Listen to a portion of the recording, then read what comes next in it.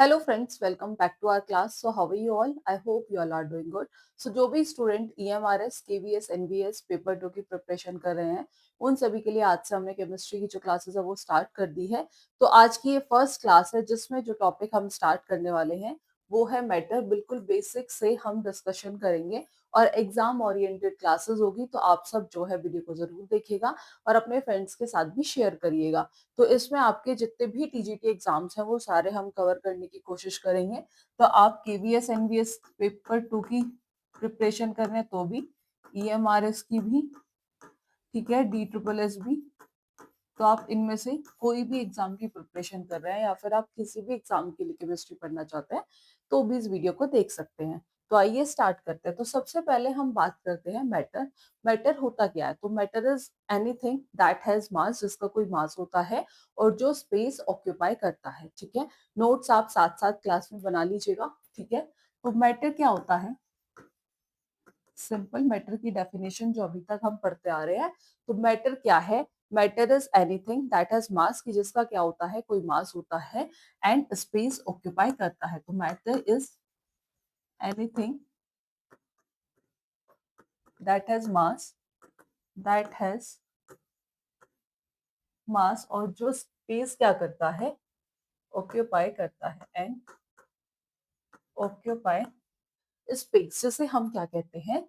जिसे हम मैटर कहते हैं। तो ये तक बेसिक से डेफिनेशन है जो हम पढ़ते आ रहे हैं 9th 10th से। ठीक है, अब बात करते हैं क्लासिफिकेशन की, जो कि इम्पोर्टेंट है और जिसका पार्ट आपके एग्जाम्स में है। ठीक है, तो बात कर लेते हैं हम किसकी? क्लासिफिकेशन की। तो अब हम यहाँ देखते हैं क्लासिफिकेशन, ये इम्पोर्टेंट है। ठीक है, आपको पता होना चाहिए। तो अगर मैं वर्गीकरण यानी कि क्लासिफिकेशन की बात करूं तो हम दो तरीके से क्लासिफाई करते हैं, एक तो फिजिकल स्टेट के बेसिस पे और एक कॉम्पोजिशन के बेसिस पे। किस किस के बेसिस पे? Based on physical state, based on physical state यानी कि फिजिकल स्टेट के बेसिस पे। दूसरा कॉम्पोजिशन के बेसिस पे, बेस्ड ऑन कॉम्पोजिशन। ठीक है, अब फिजिकल स्टेट के बेसिस पे कितने पार्ट्स में कैटेगराइज करते हैं? तो आप सभी जानते हैं कि फिजिकल स्टेट के बेसिस पे हम मैटर को 3 पार्ट में कैटेगराइज करते हैं: solid, solid, liquid, liquid and gas. ठीक है, फिजिकल स्टेट के बेसिस पे हम मैटर को कितने पार्ट में क्लासिफाई करते हैं? 3 पार्ट में क्लासिफाई करते हैं: solid, liquid, gas. Is that clear?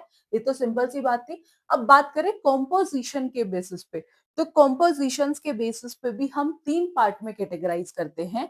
क्या क्या? Element, compound, mixture. ठीक है, कि कॉम्पोजिशन के बेसिस पे भी हम 3 पार्ट में कैटेगराइज करते हैं: एलिमेंट, कंपाउंड एंड मिक्सचर। ठीक है, आप सभी जानते हैं एलिमेंट क्या होता है। अगर बात करूं तो made up of only one type of atom, जो एक ही तरीके के एटम से मिलके बना है। Made up of only one type of atom, जिसे हम क्या कहते हैं? जिसे हम एलिमेंट कहते हैं। अगर मैं कंपाउंड की बात करूं तो दो या उससे ज्यादा एलिमेंट जो केमिकली कंबाइन होते हैं उसे हम कंपाउंड कहते हैं। टू और मोर एलिमेंट, टू और मोर, दो या उससे ज्यादा एलिमेंट जो हैं वो केमिकली कंबाइन होते हैं, केमिकली कंबाइन। ठीक है, वीडियो को लाइक करिएगा और चैनल को सब्सक्राइब करना मत भूलिएगा फॉर योर फर्दर क्लासेस। ठीक है, अब मिक्सचर। मिक्सचर हम ये भी जानते हैं 2 प्रकार का होता है, एक होता है होमोजीनियस और दूसरा होता है हेट्रोजीनियस। तो इसमें क्या होता है? फिजिकल कॉम्बिनेशन होता है सब्सटेंसेस का। तो अगर मिक्सचर की बात करें तो that is physical combination, physical combination, physical combination of substances. अब ये मिक्सचर जो है ये भी 2 प्रकार का है, जैसा कि अभी आपको बताया था। एक होता है होमोजीनियस मिक्सचर, दूसरा होता है हेट्रोजीनियस मिक्सचर। आप साथ साथ नोट कर सकते हैं, पहले ध्यान से कॉन्सेप्ट को समझिएगा। होमोजीनियस मिक्सचर, ठीक है, और दूसरा होता है आपका हेट्रोजीनियस मिक्सचर। ठीक है, तो ये अभी तक हमने बेसिक सी बात की। ठीक है। बेसिक सी बात क्या क्या की, जो मैटर है वो क्या होता है, जिसका कोई मास होता है और जो स्पेस ऑक्यूपाई करता है। ये तो सिंपल सी बात है। अब हमने उसका क्लासिफिकेशन देखा कि फिजिकल स्टेट के बेसिस पे उसे हम 3 पार्ट में कैटेगराइज करते हैं, सॉलिड, लिक्विड, गैस। सॉलिड में आप सभी जानते हैं जो शेप और वॉल्यूम होता है वो फिक्स होता है। ठीक है, सॉलिड में जो शेप और वॉल्यूम होता है, fixed shape and volume. In detail अभी हम इनकी जो कैरेक्टरिस्टिक्स है वो भी देखेंगे। अभी सिर्फ इतना पता होना चाहिए कि जो सॉलिड है उसकी जो शेप होती है वो फिक्स्ड होती है, बट लिक्विड के केस में क्या होता है, वॉल्यूम तो फिक्स होता है लेकिन शेप फिक्स नहीं होती। लिक्विड के केस में फिक्स्ड वॉल्यूम, ठीक है, but shape not fix, but shape not fix. ठीक है, कि सॉलिड जो है फिक्स शेप है एंड वॉल्यूम है, बट लिक्विड के केस में जो है वॉल्यूम फिक्स होता है लेकिन जो शेप है वो फिक्स नहीं होती है। Is that clear? और गैस के केस में क्या होता है, ना तो वॉल्यूम और ना ही जो शेप है वो ही फिक्स होती है, तो neither fix shape nor volume. ठीक है, शेप और वॉल्यूम दोनों ही फिक्स नहीं होते हैं, neither fixed shape nor volume. Is that clear? ठीक है, अब हमने कॉम्पोजिशन के बेसिस पे भी 3 पार्ट में कैटेगराइज किया, एलिमेंट, कंपाउंड, मिक्सचर। ठीक है, एलिमेंट अभी देखा, जो एक ही तरीके के एटम से मिलके बने होते हैं उन्हें हम क्या कहते हैं, एलिमेंट कहते हैं। कंपाउंड जो है दो या उससे ज्यादा एलिमेंट जो केमिकली कंबाइन होते हैं, और मिक्सचर जो है बेसिकली फिजिकल कॉम्बिनेशन होता है सब्सटेंस उसका, और उसे भी हम 2 पार्ट में कैटेगराइज करते हैं। एक होता है होमोजीनियस मिक्सचर और दूसरा होता है हेट्रोजीनियस मिक्सचर। अब बात कर लेते हैं जो आपके सिलेबस में भी है, characteristics of particle of matter. ठीक है, एक एक कैरेक्टरिस्टिक्स, या सिंपल मैं कहूं तो हम मैटर की कैरेक्टरिस्टिक्स पर बात करेंगे। इंपॉर्टेंट है, क्वेश्चन जो है यहां से पूछा जाता है, कैरेक्टरिस्टिक्स ऑफ मैटर। तो जो पहली कैरेक्टरिस्टिक्स है मैटर की वो कौन सी है, दैट इज इंपॉर्टेंट। तो पहली कैरेक्टरिस्टिक्स है कि particles of matter have space between that.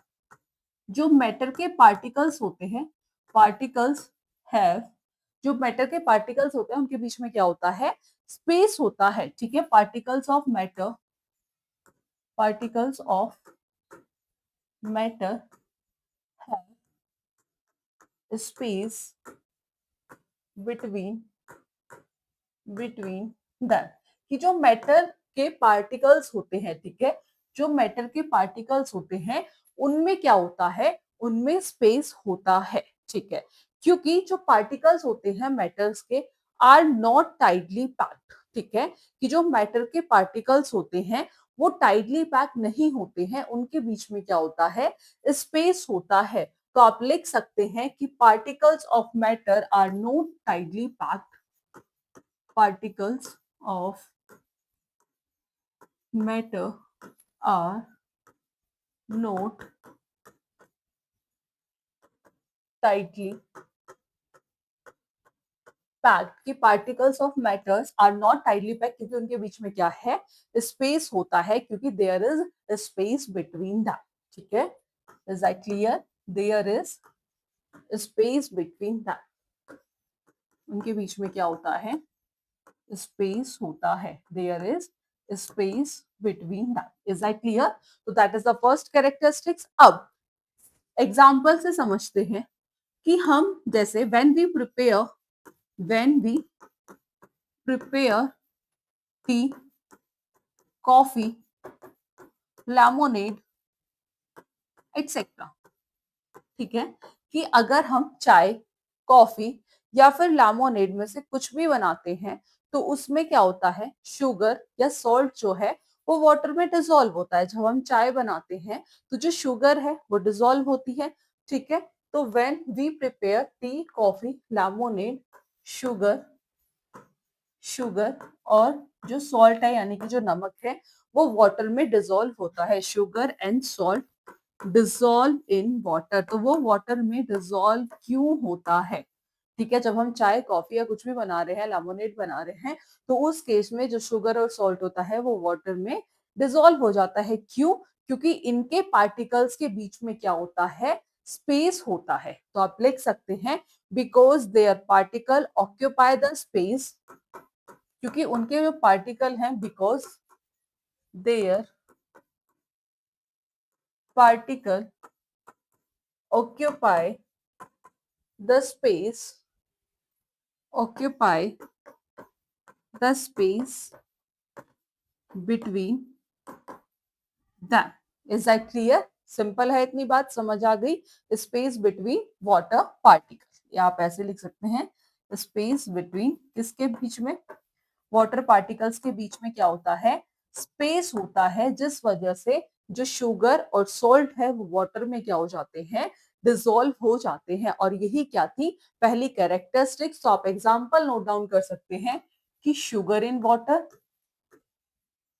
Sugar in water, ठीक है, salt in water, sugar in water. दूसरा एग्जांपल है आपका सॉल्ट इन वाटर। तीसरा एक और इंपॉर्टेंट है, पोटेशियम पर मैग्नेट इन वाटर, पोटेशियम पर मैग्नेट, पर magnet in water. Is that clear? तो ये क्या है? तीनों एग्जाम्पल हैं। तो कंक्लूजन क्या है सिंपल इसका? कि particles of matter have space between that. ठीक है, अगर एक लाइन में कंक्लूजन की बात करूं, कंक्लूजन है इसका कि particles of matter, particles of matter, उनके बीच में क्या होता है? स्पेस होता है, have space between that. Clear है इतनी बात? ओके, तो ये थी आपकी मैटर की पहली कैरेक्टरिस्टिक्स कि पार्टिकल, जो मैटर के पार्टिकल्स होते हैं उनके बीच में क्या होता है? स्पेस होता है। सेकंड जो है वो है particles of matter are continuously moving, particle of matter are continuously moving, कि जो मैटर के पार्टिकल्स होते हैं वो कॉन्टिन्यूसली क्या करते रहते हैं? मूव करते रहते हैं। ठीक है, कि जो मैटर के पार्टिकल्स होते हैं वो कॉन्टिन्यूसली क्या करते हैं? मूव करते हैं। Is that clear? और ये क्या है? ये मैटर की सेकेंड कैरेक्टरिस्टिक है। ठीक है, क्या है? मैटर की सेकेंड कैरेक्टरिस्टिक्स है। तो जो मैटर के पार्टिकल्स होते हैं, अभी बताया कि वो कॉन्टिन्यूसली मूव करते हैं, तो वो हमेशा मूविंग होते हैं। तो particles of matter, particles of matter are always, वो हमेशा क्या होते हैं? हमेशा मूविंग है। और always moving, particles of matter are always moving. ठीक है, कि जैसे टेम्परेचर बढ़ाते हैं, व्हेन टेम्परेचर इंक्रीज, ये भी ध्यान रखिएगा कि जैसे ही हम टेम्परेचर को इंक्रीज करते हैं और जैसे टेम्परेचर बढ़ता है, तो जो पार्टिकल है वो ज्यादा तेजी से मूव करना स्टार्ट कर देते हैं। ठीक है, व्हेन टेम्परेचर इंक्रीज, पार्टिकल्स जो हैं वो फास्टर मूव करते हैं, पार्टिकल्स मूव फास्टर। ठीक है, कि जैसे ही हम टेम्परेचर बढ़ाते हैं, टेम्परेचर इंक्रीज करते हैं, तो जो पार्टिकल्स हैं वो फास्टर मूव करने लगते हैं। तो उस केस में क्या होता है? जो काइनेटिक एनर्जी है वो भी बढ़ती है, किसके साथ? टेम्परेचर के साथ। तो आप लिख सकते हैं कि हेंस काइनेटिक एनर्जी, जो काइनेटिक एनर्जी है वो इंक्रीज होती है। हेंस काइनेटिक एनर्जी इंक्रीज किसके साथ? With temperature. Hence kinetic energy increase with temperature. Is that clear? कि जैसे ही हमने टेम्परेचर इंक्रीज किया तो जो पार्टिकल्स होते हैं वो फास्टर मूव करते हैं, तो काइनेटिक एनर्जी बढ़ती है किसके साथ? टेम्परेचर के साथ। जैसे कि एग्जाम्पल, जब आपके घर पे खाना बनता है तो उसकी जो स्मेल है वो पूरे घर में फैल जाती है, तो आपको आइडिया लगता है कि क्या बना है। तो आप इसमें एग्जांपल नोट डाउन कर सकते हैं कि smell of hot food, smell of hot food जो है वो सारे में फैल जाती है, स्प्रेड हो जाती है और बहुत तेजी से स्प्रेड होती है। क्योंकि जो पार्टिकल्स हैं, ऐसा क्यों होता है स्प्रेड फास्टर, ठीक है, ऐसा क्यों होता है? क्योंकि जो मैटर के पार्टिकल्स हैं वो कॉन्टिन्यूसली क्या कर रहे हैं, मूव कर रहे हैं। जैसे ही आप सब पूजा करते हैं और उसमें अगरबत्ती वगैरह लगाते हैं, तो आपने देखा होगा कि उसमें भी जो उसकी खुशबू है वो भी पूरे घर में फैल जाती है। सेम परफ्यूम का केस है। तो क्योंकि जो पार्टिकल्स हैं मैटर के वो कॉन्टिन्यूसली मूविंग है, तो इसलिए ऐसा होता है। ठीक है, इज दैट क्लियर? तो इसमें कंक्लूजन यही है कि जो मैटर के पार्टिकल्स है वो कंटिन्यूअसली मूव कर रहे हैं। अब जो थर्ड कैरेक्टरिस्टिक्स है वो क्या है कि जो मैटर के पार्टिकल्स हैं वो एक दूसरे को अट्रैक्ट करते हैं। तो पार्टिकल्स ऑफ मैटर तीसरा पॉइंट है, तीसरी कैरेक्टरिस्टिक्स है कि particle of matter attract each other. Particle of matter attract each other. कि जो मैटर के पार्टिकल्स होते हैं वो एक दूसरे को क्या करते हैं, अट्रैक्ट करते हैं। तो ऐसा इनके अंदर क्या होता है, तो इनके बीच में क्या होता है, फोर्स ऑफ अट्रैक्शन होता है, जिस वजह से जो पार्टिकल्स होते हैं मैटर के वो एक दूसरे को अट्रैक्ट करते हैं। तो आप नोट डाउन कर सकते हैं कि particle of matter, particle of matter have force of attraction, have force of attraction between them. Particle of matter have force of attraction between them. Is that clear? तो this force hold the particle together और ये जो force है basically this force hold the particle, ये जो force है ये particles को क्या करके रखती है, होल्ड करके रखती है। This force hold the particle together, ठीक है, very from one substance to another, varies from one substance to another. Is that clear? ठीक है, तो मैटर के जो पार्टिकल हैं वो एक दूसरे को क्या करते हैं, अट्रैक्ट करते हैं। अगर मैं स्ट्रेंथ ऑफ अट्रैक्शन की बात करूं, ठीक है, किसकी बात करूं, स्ट्रेंथ ऑफ अट्रैक्शन, तो तीनों में बात करेंगे स्ट्रेंथ ऑफ अट्रैक्शन की। किस किस में, सॉलिड में, लिक्विड में, गैस में। ठीक है, किस किस में, सॉलिड में, दूसरा लिक्विड में और तीसरा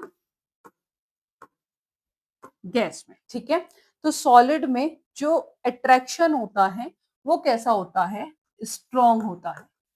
कैसा होता है, फोर्स ऑफ अट्रैक्शन स्ट्रॉन्ग होता है। लिक्विड में कैसा होता है, लिक्विड में फोर्स ऑफ अट्रैक्शन जो है वो मॉडरेट होता है। ठीक है, और इसमें गैस में कैसा होता है, वीक अट्रैक्शन होता है।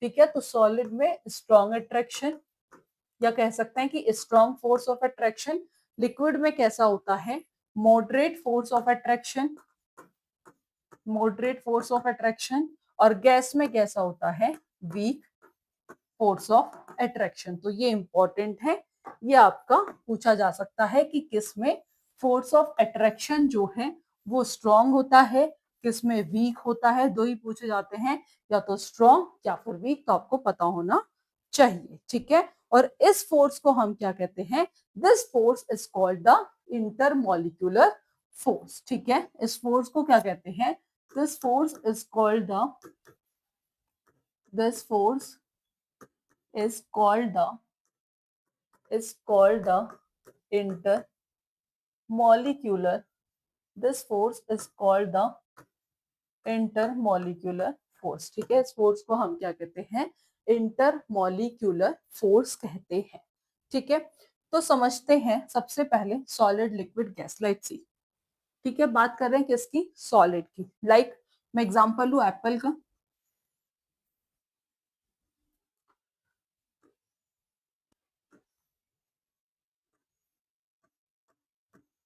ठीक है, ये क्या है, सपोज ये एक एप्पल है। यानी कि एप्पल कैसा होता है, आप सभी जानते हैं, जो एप्पल है वो कैसा होता है, वो सॉलिड होता है। सॉलिड है तो पार्टिकल इसमें कैसे होते हैं, टाइटली पैक्ड होते हैं। ठीक है, अगर ये क्या है, एक सॉलिड है, तो इसमें जो पार्टिकल्स होते हैं वो कैसे होते हैं, वो टाइटली पैक्ड है। तो इसमें जो फोर्स ऑफ अट्रैक्शन होता है वो कैसा होता है, वो स्ट्रॉन्ग होता है। ये पार्टिकल अपनी ही पोजीशन पे क्या करते रहते हैं, ऑसिलेट यानी कि यहीं पर मूव करते रहते हैं। ये अभी हम आगे इन डिटेल डिस्कशन करेंगे। तो जो सॉलिड में पार्टिकल्स होते हैं वो कुछ इस तरीके से दिखाई देते हैं। अब बात करते हैं लिक्विड की। ठीक है, तो सिंपल है, सॉरी,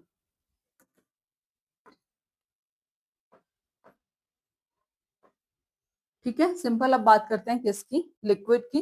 तो लिक्विड में जो पार्टिकल होते हैं आप सभी जानते हैं वो थोड़े दूर दूर होते हैं, ज्यादा दूर नहीं होते। जैसे सॉलिड में जो है टाइटली पैक्ड है, लेकिन लिक्विड में टाइटली पैक्ड नहीं होते हैं। अगर मैं बात करूं गैस की, ठीक है, गैस की अगर बात करी जाए,